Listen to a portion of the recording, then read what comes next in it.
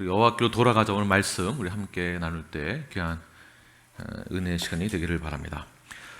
여로보암 2세 때 북이스라엘은 최고의 경제적 번영의 그러한 시기를 지나가고 있을 때였습니다. 얼마나 번영했는지 그들의 모든 삶은 상당히 좋은 퀄리티가 좋은 삶을 살게 되었고요. 그 어느 때보다도 가장 성공을 누렸던 시기였습니다. 그때 그들은 하나님께 감사와 찬양과 영광을 돌리는 것이 아니라 오히려 이방신에게 모든 영광을 돌렸습니다. 그것이 문제가 되는 것이죠. 겉으로 보았을 때는 아무 문제 없어 보이고 겉으로는 잘 사는 것 같고 모든 것이 풍족하고 번영한 그런 삶을 살아가는 성공의 시대를 살아가는 것 같으나 모든 최적의 조건을 다 갖추고 있음에도 불구하고 가장 좋은 시기에 있을 때, 누가 보더라도 가장 좋은 때에 있을 때 호세아 선지자는 그들에게 향하여 이렇게 말을 합니다. 1절 말씀을 함께 읽겠습니다. 시작. 오라 우리가 여호와께로 돌아가자. 여호와께서 우리를 찢으셨으나 도로 낫게 하실 것이요 우리를 치셨으나 싸매어 주실 것임이라. 첫 번째로는 오라 우리가 여호와께로 돌아가자. 가장 번영의 시기를 누리고 있는데 겉으로 보기에는 가장 좋은 때인 것 같은데 여호와께로 돌아가자라고 말을 하고 있습니다. 자, 돌아가자 어떤 뜻이 있을까요? 회개하라라는 뜻입니다. 오라 우리가 회개하자라는 뜻입니다. 회개하자. 호세아는 잘 나가고 있는 북이스라엘 모든 백성들에게 회개를 촉구하고 있습니다. 왜냐하면 아무리 잘 사는 것 같고 아무리 성공한 삶을 살고 있어도 그들은 영적인 음란한 죄를 짓고 있었기 때문에 회개하라고 강조하고 있는 것이죠. 또한 그들은 너무나도 모든 것이 풍요로웠습니다. 그 어느 때보다도 제사를 지낼 때에 가장 좋은 것으로 짐승을 잡아서 여유 있게 풍족하게 제사를 지낼 수 있음에도 불구하고 그들은 온전한 제사를 드리지 않았습니다. 다시 말해서 하나님이 축복해 주시고 헌금을 할 수 있고 봉사할 수 있고 시간적 여유가 있고 모든 것을 다 함께 사역을 하며 하나님의 나라를 위하여서 시간과 돈 모든 것을 많이 할 수 있음에도 불구하고 가난한 이웃들을 돌볼 수 있는 시간적 여유가 있음에도 불구하고 아무것도 하지 않는다면 오늘 호세아 선지자가 그들에게 전하는 여호와께 돌아가자, 회개하자라는 것은 결국 우리에게도 동일하게 하시는 말씀과도 같은 것입니다. 왜 그럴까요? 겉으로는 우리가 모든 사역에 필요한 요구들을 충족하고 있음에도 불구하고 우리가 여전히 하나님 앞에 온전히 나아가지 않기 때문에 회개를 촉구하고 있는 것입니다. 겉으로는 모든 것을 다 드린다라고 하나 최선을 다하는 살림이라고 말은 하나 안으로는 하나님으로부터 멀어졌기 때문에 이방신을 섬기는 것과 같은 그러한 결론을 보게 되는 것이죠. 하나님의 주권적인 은혜를 망각하게 되고 나 자신이 이 정도면 됐다. 나 자신이 이렇게 열심히 했기 때문에 내가 이 정도 온 것이다. 모든 영광을 하나님께 돌리지 아니하고 나에게 돌린다면 이것은 하나님으로부터 멀어지게 된 것입니다. 목사여도 상관이 없습니다. 어떤 직분자도 상관이 없습니다. 이런 부분에서 우리가 진정으로 주 앞에 나아가지 않는다면 평생을 교회에서 지낸다고 하고 평생을 신앙생활 했다고 하지만 실상 하나님으로부터 멀어져 있는 상황, 교회는 존재하는데 교회는 여러 곳에 있는데도 불구하고 교회가 숫자가 많은 것이 중요한 것이 아니라 우리의 마음이 어느 곳에 있는가. 하나님부터 멀어져 있기 때문에 믿는다라고 하면서 불신으로 나아가게 되고 예배를 드린다고 하나 신령과 진정으로 나아가지 못하고 하나님을 의지하는 삶을 산다고 하나 결국 이기적인 삶을 살아가는 나 자신을 돌아볼 때 오늘 말씀은 우리에게 동일하게 하는 말씀과도 같은 것입니다. 여호와께로 돌아가자. 기도할 때도 마찬가지입니다. 기도할 때에도 중언부언 기도하기 때문에 정작 하나님의 마음과 뜻이 무엇인지 모른 채 나 중심으로 기도하게 되죠. 내 입장만을 세우게 되죠. 마태복음 6장 7절 말씀을 함께 읽겠습니다. 다음 페이지 시작. 또 기도할 때에 이방인과 같이 중언부언하지 말라. 그들은 말을 많이 하여야 들으실 줄 생각하느니라. 우리가 기도할 때에 중언부언, 이 단어는 쓸데없는 말이라는 뜻이 있습니다. 쓸데없는 말. 기도를 많이 하는 것에 초점을 둔다는 것이죠. 신앙생활도 우리가 무언가를 많이 해야만 하고 잘 보여야만 한다는 의지, 생각, 이런 모든 것이 외식과도 같은 것입니다. 헛된 바램으로 기도를 하게 되고요. 헛된 바램으로 기도한다는 것은 상대방이 어떠한 것을 원하는지 모르기 때문에 헛된 말을 하게 됩니다. 하나님에 대해서 알지 못하니까 계속 하나님에 대해서 잘못 알고 있으니까 계속 엉뚱한 말을 하게 되는 거예요. 또는 하나님의 전적인 그 은혜에 대한 감사와 기쁨과 감격이 없으니까, 또는 우리가 진정으로 성화를 이루어 나아가야 될 그런 삶의 신앙의 목적과 의지가 상실되어 있다 보니까 간절함이 없습니다. 소망이 없습니다. 잘 살다 보니까 마치 하나님이 없어도 이렇게 살 수 있다라는 생각을 하게 됩니다. 지금까지 이렇게 살게 된 것도 내가 열심히 일을 했기 때문에 내가 이 자리에 오게 된 거다, 성공했다라고 생각을 하게 됩니다.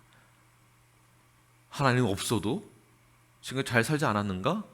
이것이 북이스라엘이 가지고 있었던 생각들입니다. 그러니 더 이상 기도하지 않아도 더 이상 신앙의 그 여정에 소망과 어떠한 열정과 간절함이 없어도 잘 살고 있으니까 나는 아무 문제 없다라는 생각을 하게 되는 것이죠. 그러나 이 모든 것은, 이러한 생각은 하나님부터 멀어져 가는 생각에 처음 그 시작이 됩니다. 그래서 하나님은 우리에게 징계를 내리시죠. 다시 1절부터 3절까지 다 함께 한 목소리 읽겠습니다. 시작. 오라 우리가 여호와께로 돌아가자. 여호와께서 우리를 찢으셨으나 도로 낫게 하실 것이요 우리를 치셨으나 싸매어 주실 것입니다. 여호와께서 이틀 후에 우리를 살리시며 셋째 날에 우리를 일으키시리니 우리가 그의 앞에 살리라. 그러면 우리가 여호와를 알자. 힘써 여호와를 알자. 그의 나타내심은 새벽빛같이 어김없나니 비와 같이 땅을 적시는 늦은 비와 같이 우리에게 임하시리라 하니라. 아멘. 보십시오. 1절만 보아도 여호와께서 우리를 찢으셨다. 징계한다는 뜻입니다. 찢으셨다. 그러나 어떻게 해요? 도로 낫게 하실 것이다. 우리가 하나님부터 멀어져 갔던 그 마음 때문에 하나님은 우리에게 어떻게 하십니까? 그 징계를, 우리를 치셨다. 그러나 무엇입니까? 싸매어 주실 것이다. 2절에서는 그러나 우리를 일으키시고 우리가 그 앞에 서게 될 것이다. 그러므로 우리는 여호와를 힘써 알아야만 하는 것입니다. 그분이 어떠한 분이신지. 호세아서의 키워드 두 가지가 있습니다. 심판, 반드시 심판하시겠다는 것입니다. 반드시 심판한다. 그 죄에 대해서는 반드시 그 죄에 대한 결과를 보게 될 것이다. 그러나 내가 너를 반드시 또 무엇이죠? 회복시킬 것이다. 심판과 회복이에요. 저주가 아니라 우리에게 소망을 주시고 우리에게 생명을 주시는 그분에 대해서 우리가 힘써 알아야만 이 신앙의 이 여정 가운데에서 지치고 곤비하고 넘어질지라도 하나님은 우리를 찢으시고 치나 다시 일으켜 세워주시고 붙들어 주시는 분인 줄을 믿으시길 바랍니다. 우리를 살리기 위한 사랑의 징계가 우리 인생 여정 가운데 항상 있습니다. 왜 하나님이 나를 치시는가? 이때 우리가 어떠한 자세를 갖는지 굉장히 중요합니다. 하나님은 우리를 죽이기 위한 것이 아니라 살리기 위해서 먼저 죽이십니다. 죄 때문에 죽게 내버려 두는 것이 아니라 먼저 죽이시고 그 다음에 살려주세요. 우리를 죽이지 않게 하기 위한 사랑의 징계를 우리에게 허락하십니다. 그리고 다시 살려주시죠. 왜 그럴까요? 다시 살려서 돌아올 때에는 일단 죽여놓고 다시 살려주시는 거잖아요. 다시 살아서 돌아올 때에는 거룩한 신부로 돌아오게 하기 위하여서 모든 죄를 다 사하여 주시고 다시 돌아올 때에는 거룩한 신부로 돌아올 수 있도록, 그래서 죽이시는 거예요. 대신에 싸매어 주시고 우리를 회복시키시고, 그래서 때로는 우리에게 큰 시련을 주시기도 하고요, 때로는 우리를 광야로 보내기도 하십니다. 거룩한 신부로 거듭날 수 있도록. 5절 말씀 함께 읽겠습니다. 시작. 그러므로 내가 선지자들로 그들을 치고 내 입의 말로 그들을 죽였노니 내 심판은 빛처럼 나오느니라. 결국 죽이지만 하늘 앞에 심판의 빛으로 온전히 나아가게 됩니다. 심판이 있지만 빛으로 나아가게 되는 것이에요. 이러한 과정들은 우리에게 꼭 필요한 것입니다. 지금 내가 당하고 있는 심판 또는 시련 또는 징계가 있다고 생각하십니까? 그렇다면 우리는 이때 어떠한 자세를 가져야 할까요? 이때 하나님 우리에게 원하시는 것은 무엇일까요? 딱 두 가지만 정리해서 말씀드리겠습니다. 6절 말씀을 함께 읽겠습니다. 시작. 나는 인애를 원하고 제사를 원하지 아니하며 번제보다 하나님을 아는 것을 원하노라. 자, 하나님은 첫 번째 인애를 원하십니다. 인애. 자, 인애랑 원어로는 헤세드라고 하고, 헤세드 다시 번역을 하면 아주 좋은 뜻도 많이 있지만 여러 가지가 있지만 그중에서 핵심적인 게 무엇이냐면, 인애는 사랑의 마음만이 아니라 헌신과 충성이 담겨 있는 사랑입니다. 자, 이것을 성경적으로 다시 한번 재번역을 하면 언약에 기초한 불변하는 사랑이에요. 그러니까 헌신과 충성이 그 안에 담겨져 있는 것입니다. 하나님은 인애의 하나님으로서 우리에게 그러한 사랑을 베풀어 주셨습니다. 인애하신 하나님, 헌신적으로 충성되게 우리를 죽음에서 살리기 위하여서 십자가에서 우리 대신 죽으셨어요. 헌신과 충성을 다하여서 그 사랑의 모습을 보여주었습니다. 그 사랑을 받은 우리들은 그 인애가 무엇인지를 여전히 모르고 있는 것 같아요. 신랑이 아내에게 그렇게 헌신적인 사랑을 하고 있는데 호세아의 아내는 지금 어디가 있습니까? 호세아의 아내 고멜은 이미 마음이 다른 곳에 떠나 있죠. 그래서 하나님은 호세아에게 명령하시죠. 너의 아내 고멜을 데리고 와라. 아이들이 있으니까 제가 다른 단어를 사용할 수는 없지만 그 아내는 이미 마음이 떠난 상태로 다른 곳에 가 있습니다. 그 아내를 다시 맞이해라. 하나님이 우리에게 보여주신 그 인애의 마음, 헌신과 충성된 언약에 기초한 불변의 사랑을 이미 몸소 실천하여 보여주셨고, 그리고 그것을 하나님께서는 호세아를 통해서 고멜 아내를 다시 맞이하러 갑니다. 어떻게 맞이해야 할까요? 이것이 어떻게 가능할까요? 하나님이 우리에게 원하시는 것은 예배를 많이 드리는 것, 제사를 많이 드리는 것을 원하는 것이 아니라 진정한 우리의 마음을 원하십니다. 인애를 원하십니다. 인애. 신랑 되신 예수 그리스도께서 신부된 우리 뉴라이프 교회를 찾고 계세요. 거룩한 신부가 된 뉴라이프를 찾고 있습니다. 우리가 어떻게 어떠한 자세로 주 앞에 나아가야 할까요? 인애의 마음입니다. 두 번째는 하나님은 번제보다 무엇을 더 원하신다고요? 하나님을 아는 것을 더 원하세요. 인애가 있는 자만이 하나님을 진정으로 안다라고 볼 수 있습니다. 하나님을 안다라는 것은 진정으로 안다라고 한다면 하나님의 사랑을 알고 있는 자라고 보는 것이겠죠. 그래서 하나님을 아는 것이 굉장히 중요합니다. 그래야만 하나님의 인애 하나님, 은혜 하나님, 자비로우신 하나님 우리가 깨닫고 우리 역시 그 이웃들에게 다가가 인애의, 사랑의, 긍휼의, 용서의, 자비의 마음으로 그들에게 다가갈 수 있게 되는 것입니다.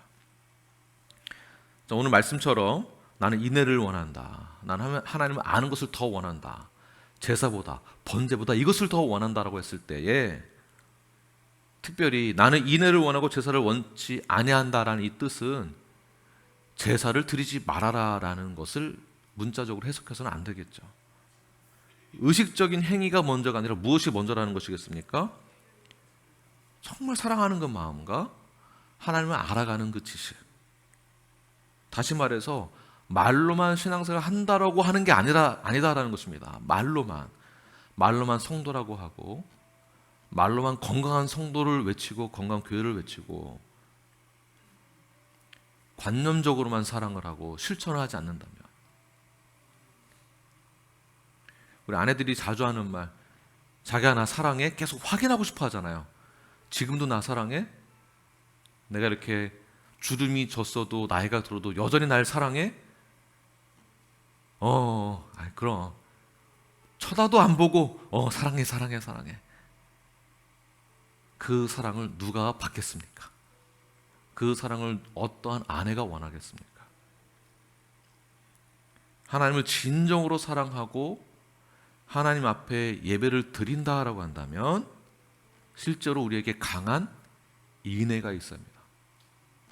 그리고 우리가 믿는 그 믿음의 대상에 대한 지혜와 지식을 가지고 있어야 합니다. 충성되고 헌신된 그러한 사랑이 겸비된 마음으로 주 앞에 신령과 진정으로 예배를 드려야 하는 것입니다. 하나님을 전혀 알지도 못하면서 어떻게 하나님을 예배할 수 있겠습니까? 그러다 보니까 의식적으로 예배드리게 되고요, 출석하는 것만으로 내 할 일 다 했다라는 입장을 갖게 되죠. 내가 이 자리에 온 것만으로도 목사님은 감사하게 생각하세요 라는 입장을 가져서는 절대 안 됩니다. 저 때문에 모이는 것이 아닙니다. 제 얼굴 보고 모이는 것도 아니고요, 저 역시 여러분 얼굴 보고 목회하는 거 아닙니다.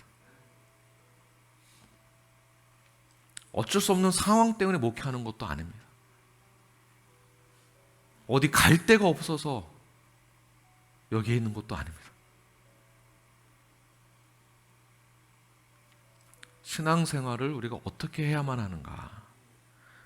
그래서 봉사도 많이 하고 찬양팀도 하고 식당 봉사도 하고 예배도 잘 드리고 헌금도 하고 선교도 하고 다 하는데 내가 하나님에게 향한 그 인애의 마음이 없고 하나님을 힘써 알고자 하는 믿음의 대상에 대한 열정적인 그 의지함과 예배함이 없다라고 한다면 교회는 지속적인 분열이 일어나게 되어 있습니다. 왜? 사람을 보고 있기 때문에 그렇습니다. 이미 마음이 떠났기 때문에 그렇습니다. 그 작은 일에 문제가 쉽게 커지는, 초점이 흐려졌기 때문에 그렇습니다. 초점이 흐려졌기 때문에. 우리는 어느 초점을 향하여서 신앙생활을 해야 하는가에 대해서 주목하시기를 바랍니다. 우리는 왜 신앙생활을 해야 하는가? 우리는 무엇을 믿고 있는가? 믿는다면 우리는 어떻게 신앙생활을 해야만 하는가? 형식적인 예배 안에서만 예배를 드리고 하나님에 대한 열망이 없는 그 마음으로 신앙생활을 한다면 교회는 언제나 다툼이 있고 화가 있고 분열이 있고 시기와 질투가 많아집니다.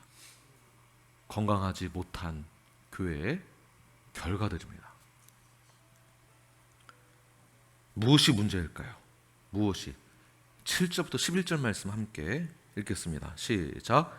그들은 아담처럼 언약을 어기고 거기에서 나를 반역하였느니라. 길르앗은 악을 행하는 자의 고울이라. 피 발자국으로 가득 찼도다. 강독대가 사람을 기다림같이 제사장의 무리가 세겜길에서 살인하니 그들이 사악을 행하였느니라. 내가 이스라엘 집에서 가증한 일을 보았나니 거기서 에브라임은 음행하였고 이스라엘은 더럽혀졌느니라.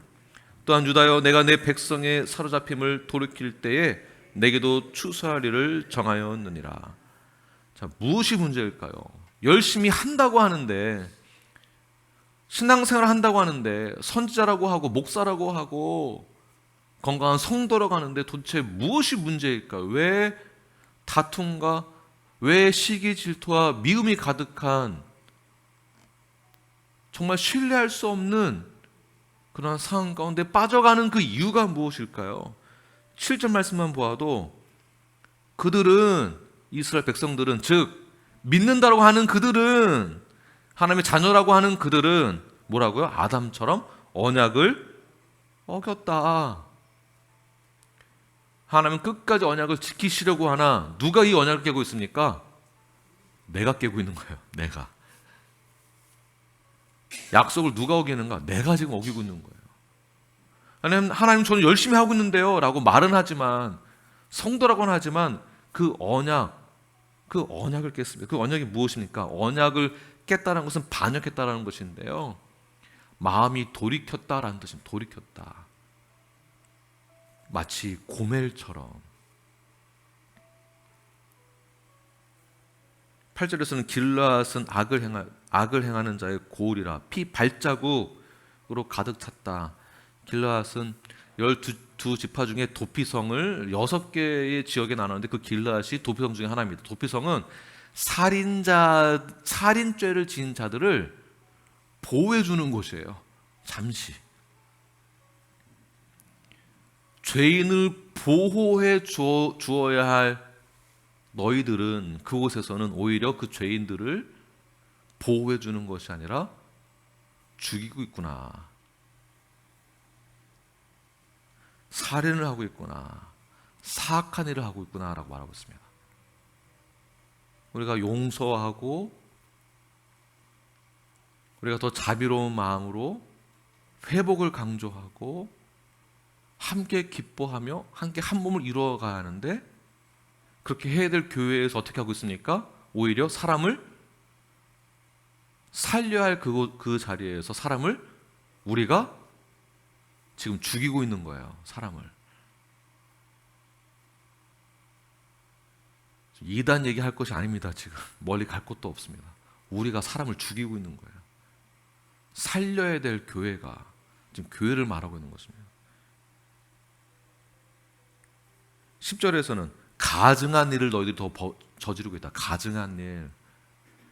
세상에서 교회를 어떻게 보고 있습니까?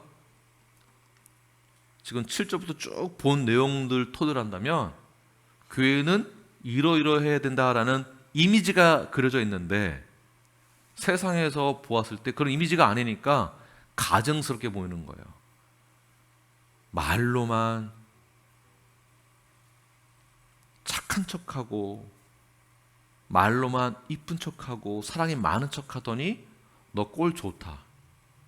가증스러운 것. 그래서 가증하다라는 것은 종교적으로 도덕적으로 모든 종류의 범죄를 저지르고 있는 것을 말하고 있는 것입니다. 사랑해야 하는데 미워하는 말을 더 많이 하고, 용서해야 하는데 지적을 더 많이 하고, 손가락질을 더 많이 하고, 그러니까 집사이고 목사이고 성도이면서 바깥에서 그런데 말이 굉장히, 안에서는 말할 것도 없고요, 밖에서는 더 잘하셔야 됩니다. 왜 전도가 안 되는가? 사실 다른 핑계 댈 것이 없습니다. 나 때문에 안 되는 거, 사실은 나 때문에. 내가 안 되는 거예요.